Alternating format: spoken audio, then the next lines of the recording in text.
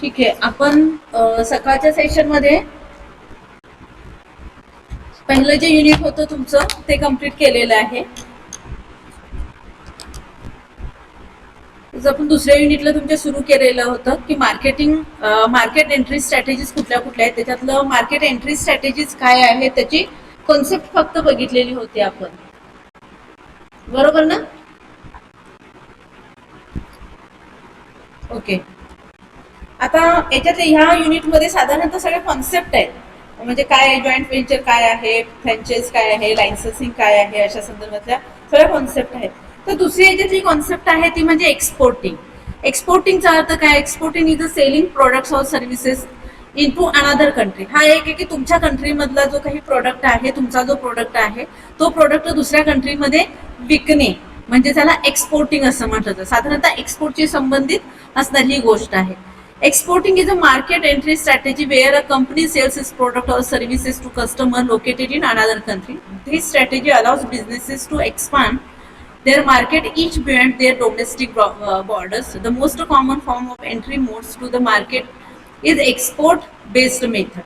साधारण की एक्सपोर्टिंग म्हणजे एक्सपोर्ट करणं. तुम्ही तुमच्या कंट्रीमधला काही माल आहे, प्रोडक्ट आहे, ते दुसऱ्या कंट्रीमध्ये आपल्या कंट्रीच्या बाउंड्रीज, डोमेस्टिक कंट्रीच्या बाउंड्रीज ओलांडून दुसऱ्या कंट्रीमध्ये प्रवेश करून त्यांच्या मार्केटमध्ये आपल्या प्रोडक्ट विकणे, त्याला एक्सपोर्टिंग असं म्हटलं जातं. मग ते गुड्स असोत, सर्व्हिसेस असोत. दुसरा आहे त्याच्यातलाच आहे प्रकार म्हणजे डायरेक्ट एक्सपोर्ट एक आहे आणि इनडायरेक्ट एक्सपोर्टिंग असा एक प्रकार आहे. डायरेक्ट एक्सपोर्टिंग काय आहे?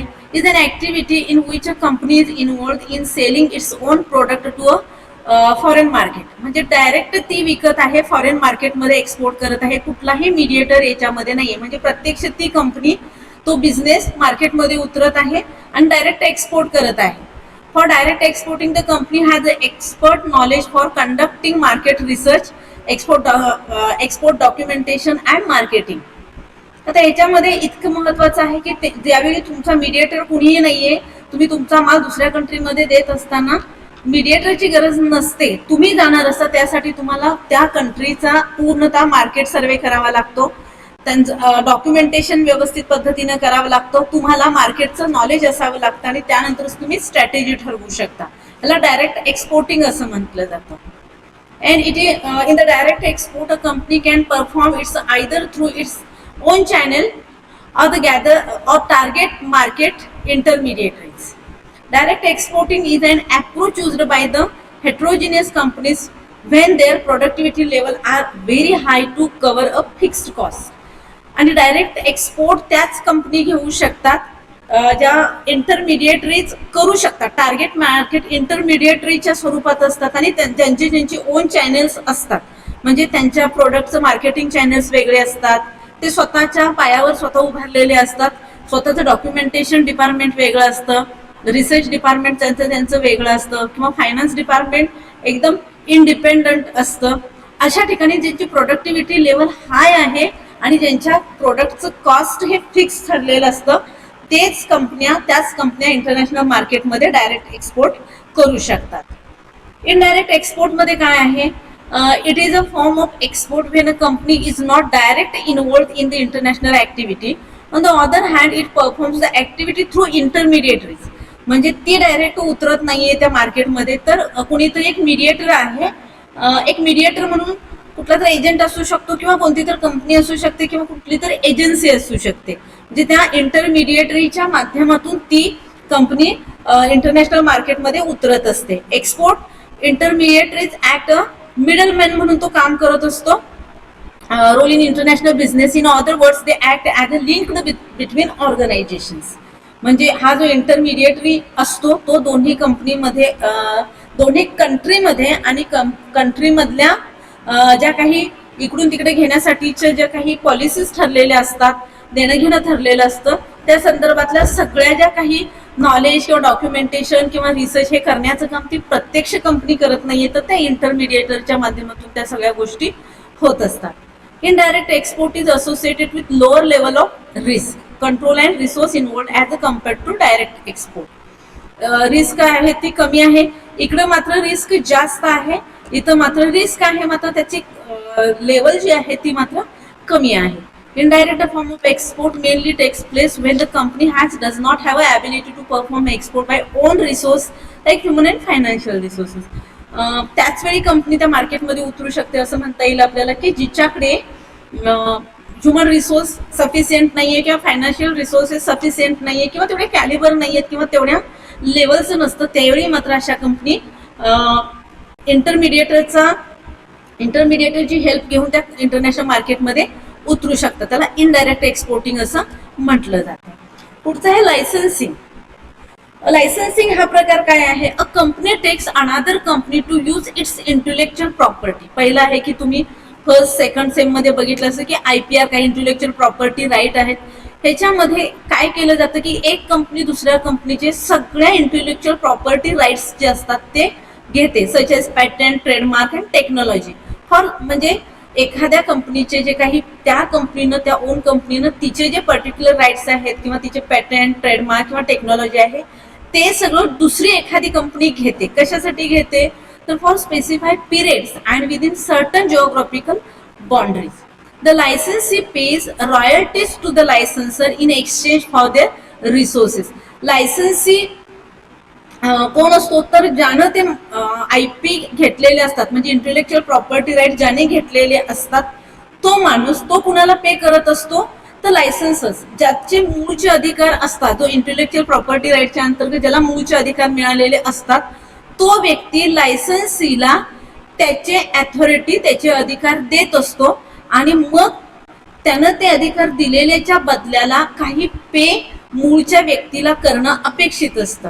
फॉर एक्झाम्पल काय आहे की मी माझी विशिष्ट अशी कंपनी आणि त्याच्यामध्ये मी काय केलेलं आहे की म्युझिक एक कंपोज केलेलं आहे आणि मला असं वाटतं की माझ्याकडे तेवढं मार्केटिंग नाहीये किंवा काय नाही, मात्र मला असं वाटतं की मी ते सगळं लोकांच्या पर्यंत पोहोचवावं. तर मी काय करू शकते की मला जे IPRच्या अंतर्गत हे जे कॉपीराईट मिळालेले असतात त्या म्युझिकचे ते मी कुठल्या तरी एका व्यक्तीला देऊ शकते किंवा एका कंपनीला देऊ शकते आणि ती कंपनी काय करणार की माझं सगळं मार्केटिंग करणार, माझं जे काही ओन म्युझिक होतं ती लोकांच्या पर्यंत पोहोचवणार आणि ती व्यक्ती किंवा ती कंपनी मला विशिष्ट अमाऊंट पे करणार. म्हणजे मी मूळचा लायसन्सर आहे आणि मी माझं सगळे राईट वापरण्याचा किंवा काही राईट वापरण्याचा अधिकार मी लायसन्सीला देत आहे आणि त्या बदलाला ती व्यक्ती मला काही विशिष्ट अमाऊंट कॉन्ट्रॅक्ट ठरलेल्यानुसार पे करत आहे. त्याला लायसन्सिंग असं म्हणतात.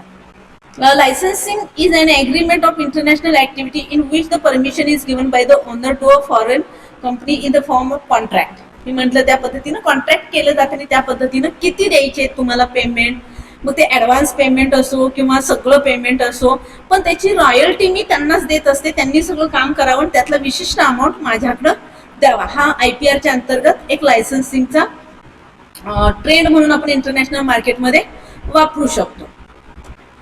दुसरं आहे कॉन्सेप्ट ती म्हणजे फ्रँचायझिंग काय आहे? Franchising involves a more comprehensive relationship between the franchisor and the franchisee. The franchisor provides the franchisee with not only the right to use its brand and intellectual property but also a complete business model including operational support, marketing assistant and sometimes even supplies. The franchisee pays initiate fees and ongoing royalties to the franchisor. Franchisee is an agreement, हे फार महत्त्वाचं आहे, that the franchisee gets the rights to perform business activity by the name of or trademark of the franchisor instead of any patented technology. इथे हे महत्त्वाचं आहे बघा. हे लायसन्सिंग पेक्षा थोडंसं पुढची आवृत्ती म्हटली तरी चालेल आणि याच्यामध्ये महत्त्वाचं काय आहे? एक तर लायसन्स ज्याचा आहे तो ज्याची फ्रँचायझी आहे म्हणजे प्रत्यक्ष जो ओनर आहे तो, आणि फ्रँचायझी ज्यानं ती घेतलेली आहे. फ्रँचायझर म्हणजे देणारा आहे आणि फ्रँचायझी म्हणजे तो घेणारा आहे. ह्या दोघांच्या मध्ये विशिष्ट असं कॉन्ट्रॅक्ट झालेलं असतं आणि मग फ्रँचायझर काय करतो? Provides the franchisee with not only the right to use of brand. आता ह्या ठिकाणी लायसन्सी मध्ये काय करत होतो? माझे सगळे मी किंवा काही अर्धे राईट जे आहेत ते पुढच्या व्यक्तीला देत होते. फ्रँचायझी मध्ये काय आहे? मी माझे अधिकार किंवा माझा जो ब्रँड आहे तो पुढच्या व्यक्तीला देत नाहीये, केवळ तेच देत नाहीये, तर त्यांनी ते कसं वापरायचं, कसं ऑपरेट करायचं, कसं कुठली मार्केटिंग स्ट्रॅटेजी वापरायची, ह्या सगळ्या विषयीचे अधिकारच मी त्या फ्रँचायझीला देत असते. इथं लिमिटेड असतं, इथं मात्र लिमिटेड नाहीये. IPR देतच आहे, मात्र ते कसं इम्प्लिमेंट करायचं तुझं तू ठरव. म्हणजे सगळे अधिकार वापरण्याचे अधिकार मी पूर्णतः पुढच्या व्यक्तीला देत आहे. आणि मग याच्यामध्ये सुद्धा फ्रँचायझी जो असतो तो विशिष्ट अमाऊंट ठरलेली असते ते फ्रँचायझरला देत असतो. म्हणजे इथं ज्या काही ऍक्टिव्हिटी करायच्या बिझनेस ऍक्टिव्हिटी त्या सगळ्या राईट मी फ्रँचायझीला देऊन मी रिकामी झालेली आहे. इथं मात्र तसं नाही. जे माझं म्युझिक आहे तो फक्त जे कंपोज केलेलं आहे म्युझिक ते घे आणि तू फक्त मार्केट कर, तिकडे जा आणि तू पैसे कमवणे, त्यातला काही अमाऊंट माझ्याकडे दे.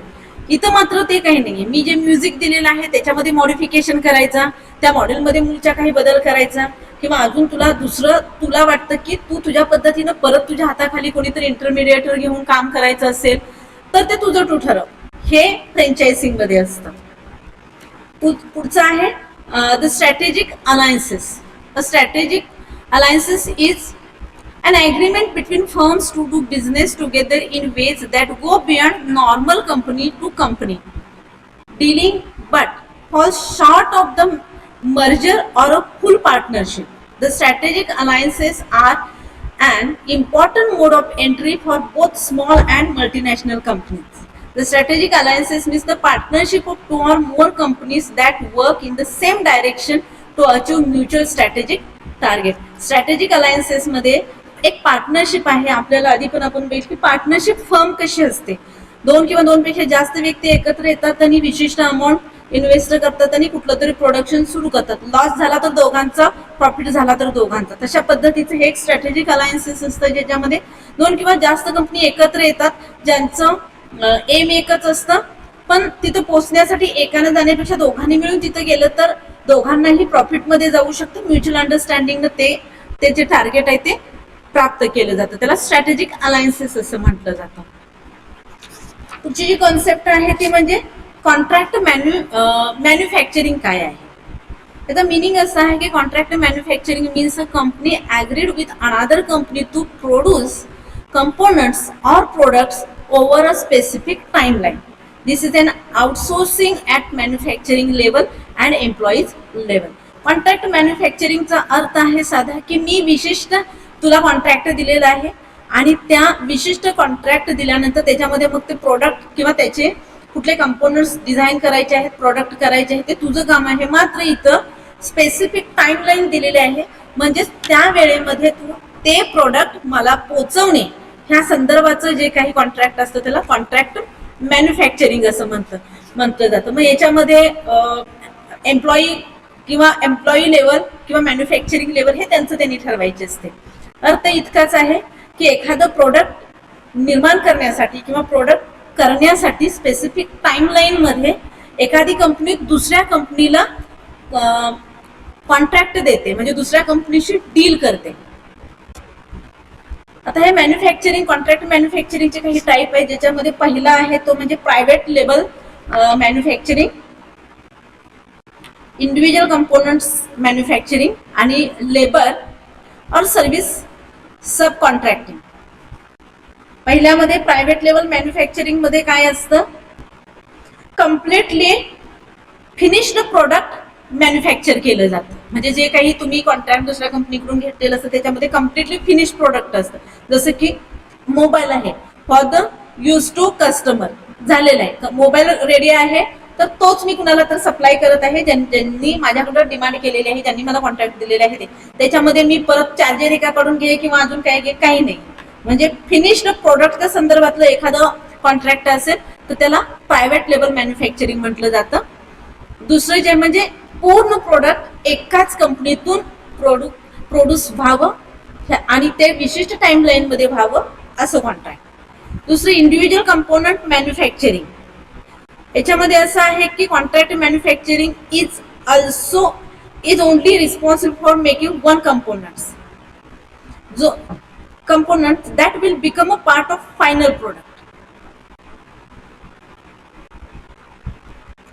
याच्यामध्ये असं कन्सिडर केलं जातं की काही कंपोनंट डिझाईन केले जाते. इंडिव्हिज्युअल कंपोनंट मॅन्युफॅक्चरिंग म्हणजे एखादं विशिष्ट एंड प्रोडक्ट यूज करणं, बाहेर पडण्यासाठीचे जे छोटे छोटेसे, जसं की मोबाईलचं मी उदाहरण घेतलं की मोबाईल मला डिझाईन करायचं आहे, बाहेर प्रोडक्ट करायचं आहे, एक ते बाहेर काढायचं आहे माझ्या कंपनीमधून प्रोडक्ट, तर मी काय करणार, तर माझ्याकडे पूर्ण ते एकत्र कुठलंही माझं मॅन्युफॅक्चरिंगचा तो प्लांट नाहीये, तर मी कुणाकडून तर त्याचं बॅटरी घेत आहे, कुणाकडून त्याचं स्क्रीन घेत आहे, कुणाकडून तर त्याचं सिम स्लॉट घेत आहे. हे अशा पद्धतीचे जे कंपोनंट्स आहेत एखाद्या प्रोडक्ट विषयीचे, ते इंडिव्हिज्युअल कंपोनंट मॅन्युफॅक्चरिंग अशा कॉन्ट्रॅक्ट मध्ये जातात, त्याच्यामध्ये कुठलंही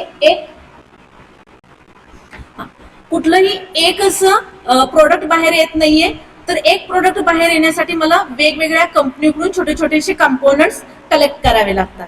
आणि पुढचा आहे labour of service sub contracting. याच्यामध्ये आहे की contract manufacturing is only involved with one part of the larger process and acts more sub contractor for a general contractor.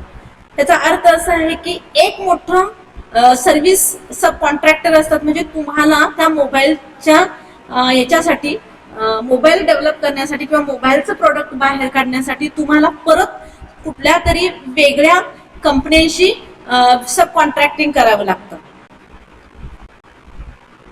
ज्याच्यामध्ये one part of the larger process, म्हणजे मोबाईलचा सगळ्यात मोठा part, महत्वाचा part कुठला आहे ते ठरवून, मी एक्झाम्पल घेतलेलं आहे की ते ठरवून परत छोटे छोटेसे सब कॉन्ट्रॅक्टिंग तुम्हाला करावे लागतात. म्हणजे पहिल्यामध्ये फुल प्रोडक्ट असतं, दुसऱ्यामध्ये एक कंपोनंट असतो आणि त्याच्या छोट्या छोट्या भागामध्ये, पार्टमध्ये विभागणी केली जाते, आणि तिसऱ्यामध्ये सर्व्हिस सब कॉन्ट्रॅक्टिंग मध्ये अशा लोकांशी, अशा कंपनीशी तुम्ही कॉन्ट्रॅक्ट केलं जातं करता की जेणेकरून तुम्हाला एक प्रोडक्ट तयार करण्यासाठी अनेक कंपनीशी कॉन्ट्रॅक्ट करावं लागणार आहे, अनेक प्लांटशी कॉन्ट्रॅक्ट करावं लागणार आहे. मग कुठं तुमच्याकडे ते छोटे छोटेसे पार्ट येऊन तुम्ही एक प्रोडक्ट विशिष्ट टाइम लाईन मध्ये कम्प्लीट करत आहात. पुढचा भाग आहे टर्की कॉन्ट्रॅक्ट. आता टर्की कॉन्ट्रॅक्ट असं सांगतो की the typically a construction contract under the which the contractor is employed to plan, design and build a project or an infrastructure and do any other necessary development to make it functional or ready to use and the agreed price only by the fixed rate. याच्यामध्ये असं ठरवलं जातं की typically construction contract, the contractor is employed to plan, design and build a project or an infrastructure and do any other necessary development to make a functional or ready to use. मी एका विशिष्ट यांनाच contract देत आहे ते, आणि त्यांनीच ते सगळे जे काही इन्फ्रास्ट्रक्चर लागणारे आहे ते त्यांनीच तयार करायचं, आणि मला ते फक्त रेडी टू यूज साठी माझ्याकडं प्रोव्हाइड करायचं. म्हणजे मी कुणाला तर वेगळ्या व्यक्तीला ते कॉन्ट्रॅक्ट देत आहे, आणि तिनंच ठरवायचं की ते डिझाईन कसं करायचं आहे, त्याचं प्लॅन कसं करायचं आहे, ते मला या पद्धतीची पेन हवाय असं हे माझं मी कुणाशी तर कॉन्ट्रॅक्ट केलेलं आहे, तर मला फक्त पेन हवाय. मग ते पेनचं डिझाईन कसं असणार आहे, त्याच्यानंतर त्याचं ते डिझाईन झाल्यानंतर ते कुठून घ्यायचं आहे ते त्यांनी ठरवायचं आहे. मला फक्त ते रेडी टू यूज माझ्याकडे ते आलं पाहिजे, आणि तेही फिक्स्ड डेटवर. जॉईंट व्हेंचर एक कॉन्सेप्ट आहे, is a business arrangement in which to or more parties agree to pool their resources for the purpose of doing a specific target. मग असे बघितलं त्या पद्धतीनंच आहे की दोन किंवा दोनपेक्षा जास्त पार्टी एकत्र येतात आणि एखादं विशिष्ट स्पेसिफिक टास्क करण्यासाठी ते काम करत असतात.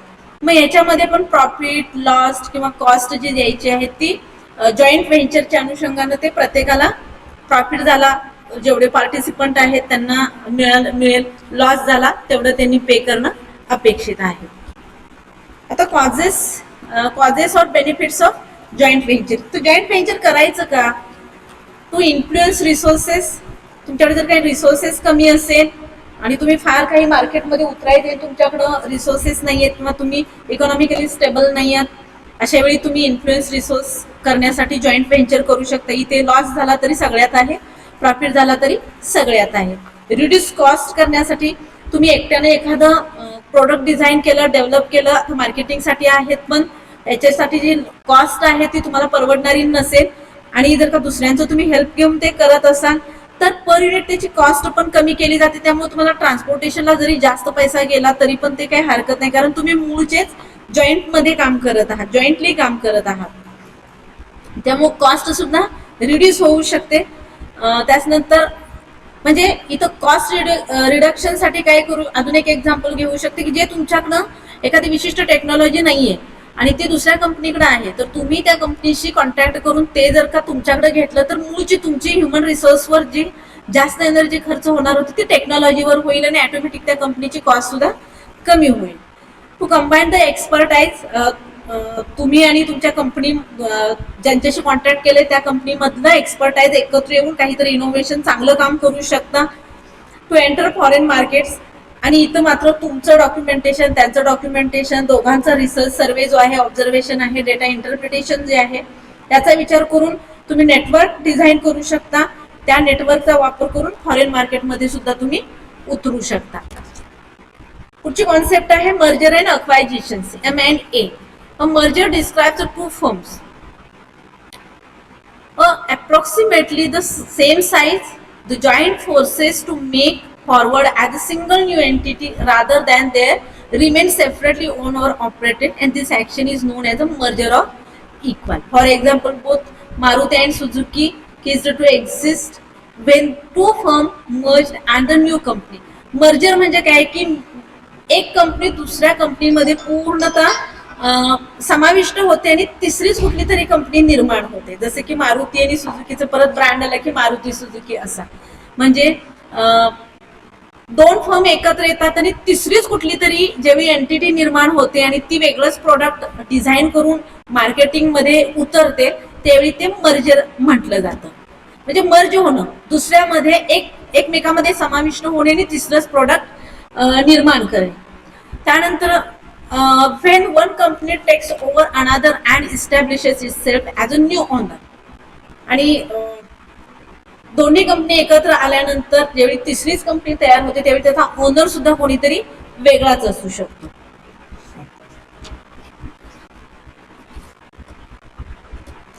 The types of merger and acquisitions काय आहे?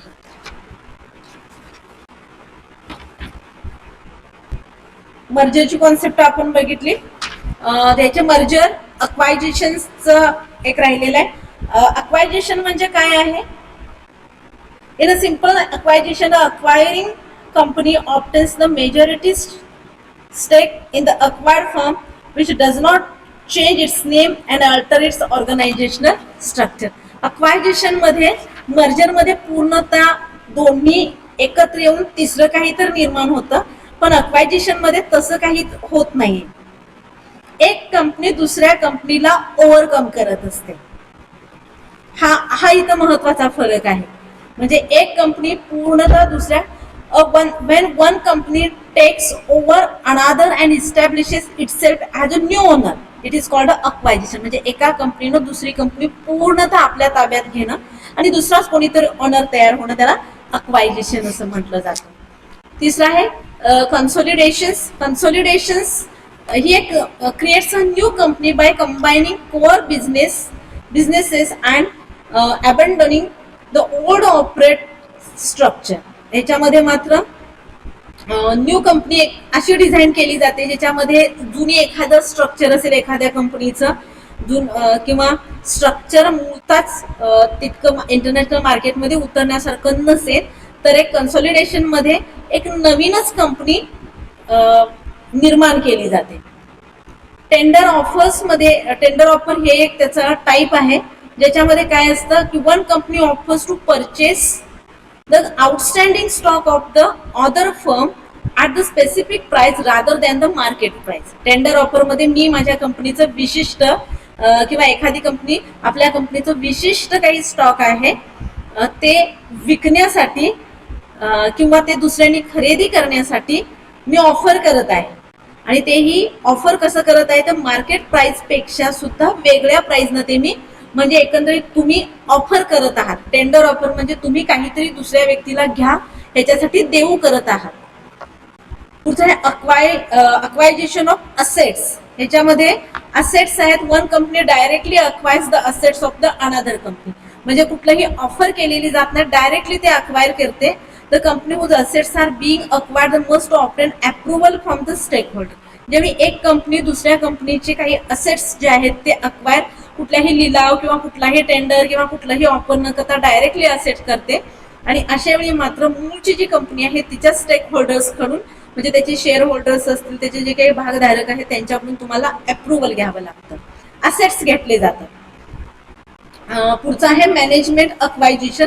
ह्याच्यामध्ये companies executive purchases a controlling stake in another company. Management acquisitions मध्ये ती कंपनी तिच्या पद्धतीनंच रन होणार आहे, फक्त ती कंपनी चालायची कशी, चालवली कशी पाहिजे त्या संदर्भातले सगळे अधिकार एका वेगळ्या कंपनीला दिले जातात. म्हणजे ती कंपनी अस्तित्वात असते, ती चालली जाते, मार्केटमध्ये तिचं प्रोडक्ट असतं, मात्र मूळचे जे काही एक्झिक्युटिव्ह मेंबर्स आहेत ते काम करत नाहीये, तर दुसरी जिनं तिला अक्वायर केलेली असते ती कंपनी त्या कंपनीचे सगळे काही मॅनेजमेंटच्या संदर्भात, एक्झिक्युशनच्या संदर्भात किंवा शेअर होल्डर्सच्या संदर्भात सगळे डिसिजन ती कंपनी घेत असते जिनं तिला अक्वायर केलेली आहे ती.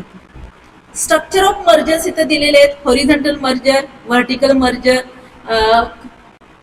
कॉन्जेनेरिक मर्जर्स असतात, market extension merger, product extension merger आणि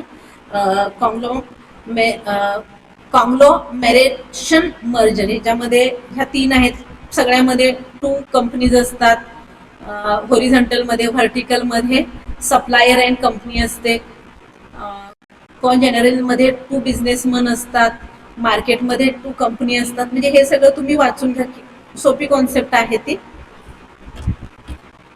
स्ट्रॅटेजिक अलायन्सेस मगाशी बघितलं, तीच परत एकदा कॉन्सेप्ट तुमच्या सिलेबस मध्ये आहे.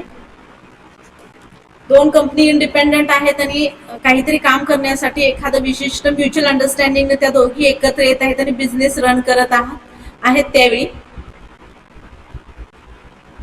आता स्ट्रॅटेजिक अलायन्सेसचे प्रकार इथं 2 दिलेले आहेत. Joint venture, equity strategic alliances जे हे बघितलं आणि non equity strategic alliances. Joint venture मध्ये असं सांगितलेलं आहे की 2 कंपनी आहेत त्या एकत्र येतात आणि नवीनच कंपनी सुरू करतात. दोन्ही कंपनीचं वेगवेगळं स्थान त्या कंपनीमध्ये असतं, त्यांचं स्थान त्या ठिकाणी असतं, मात्र त्या दोन्ही एकत्र येऊन एक नवीन कंपनी सुरू करतात आणि मार्केटमध्ये उतरतात. इक्विटी स्ट्रॅटेजिक अलायन्सेस मध्ये असं आहे, सिमिलर आउटकम्स असू शकतात, जसं की जॉईंट व्हेंचर मध्ये सिमिलर ऑब्जेक्टिव्ह आहेत, गोल्स आहेत, त्या पद्धतीने इथंही असू शकतात. मात्र काय आहे, it is funded differently in that one company makes an equity investment into another. त्याच्यामध्ये एक कंपनी दुसऱ्या कंपनीमध्ये इन्व्हेस्टमेंट करत असते आणि दोघी मिळून रन करत असतात. आणि नॉन इक्विटी स्ट्रॅटेजिक अलायन्सेस मध्ये when 2 entities realize the mutual benefit exists and no entity transmission is necessary.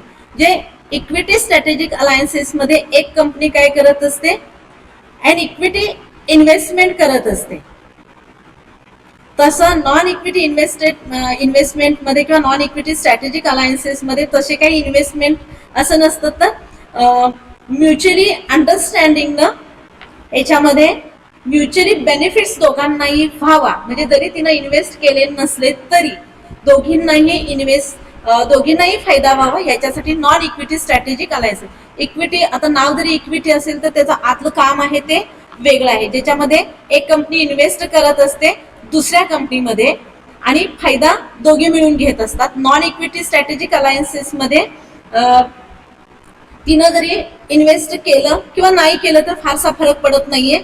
No equity transfusion is necessary, म्हणजे तुम्ही इन्व्हेस्ट केलं काय आणि नाही केलं काय तरी सुद्धा प्रॉफिट दोघींच्या मध्ये डिस्ट्रीब्यूट केला जाईल आणि किंवा लॉस सुद्धा डिस्ट्रीब्यूट केला जाईल. पुढचं आहे एक्सपोर्ट डिपार्टमेंट्स. एक्सपोर्ट डिपार्टमेंट्स मध्ये असं सांगितलं जातं की creation of build in export department is very much important to establish export department within the organisation as it is invest less cost. आणि या एक्सपोर्ट डिपार्टमेंट म्हणजे तुमच्या कंपनीमध्ये एक्सपोर्ट डिपार्टमेंट असणं गरजेचं आहे, ज्याच्यामध्ये काय करत असतं ते डिपार्टमेंटचं काम हे असतं नेहमी अपडेट राहणं, इंटरनॅशनल ट्रेड काय आहे, ऑपरेशन्स काय आहेत ते चेक करून घेणं, कंपनीचे कंप्लायन्सेस जे आहेत रेग्युलेशन्स जे आहेत किंवा लॉजिस्टिक्स काय आहेत, मार्केट स्ट्रॅटेजी चांगल्या पद्धतीनं करायची असेल तर त्या सगळ्या पद्धतीचं डॉक्युमेंटेशन असो किंवा मार्केट सर्वे असो, शिपिंग अरेंजमेंट असो किंवा कस्टमर सपोर्ट असो, ह्या सगळ्या करायच्या असेल तर तुमच्या कंपनीमध्ये एक्सपोर्ट डिपार्टमेंट असणं गरजेचं आहे, जे कंपनीचे बाहेर जे एक्सटर्नल ज्या गोष्टी आहेत ते सांभाळत असतं. सेपरेट एक्सपोर्ट डिपार्टमेंट, आता कधी कधी एक्सपोर्ट डिपार्टमेंट असू शकतं आणि त्याच्याशिवाय तुम्हाला काही बिल्ट इन एक्सपोर्ट डिपार्टमेंट हा एक प्रकार आहे एक्सपोर्ट डिपार्टमेंटमध्ये, आणि सेपरेट एक्सपोर्ट डिपार्टमेंट असे दोन प्रकार आहेत. बिल्ट इन एक्सपोर्ट डिपार्टमेंटमध्ये काय की इनबिल्टच असतं, म्हणजे असं वेगळं करायचं काही हे नाहीये, कुणीही त्याच्यावर रिसर्च करू शकतो. असं वेगळं डिपार्टमेंट निर्माण करणं किंवा त्याच्यावर रिसर्चसाठी फायनान्स खर्च करणं ते प्रत्येक वेळी शक्य होईलच असं नाहीये, त्यामुळं तसं डिपार्टमेंट नसतं, इनबिल्टच असतं, ठरलेलं असतं. आणि सेपरेट एक्सपोर्ट डिपार्टमेंटसाठी मात्र तुम्हाला वेगळं असं डिपार्टमेंट तयार करावं लागतं, जे पूर्णतः एक्सपोर्ट कंपनीचं एक्सपोर्टायझेशन काय आहे त्याच्यावरच काम करत असतं. एक्सपोर्ट सेल्स सबसायडरीज असतात, ज्याच्यामध्ये export sales subsidiaries is a separate entity established by a company to executively handle its export sale operations.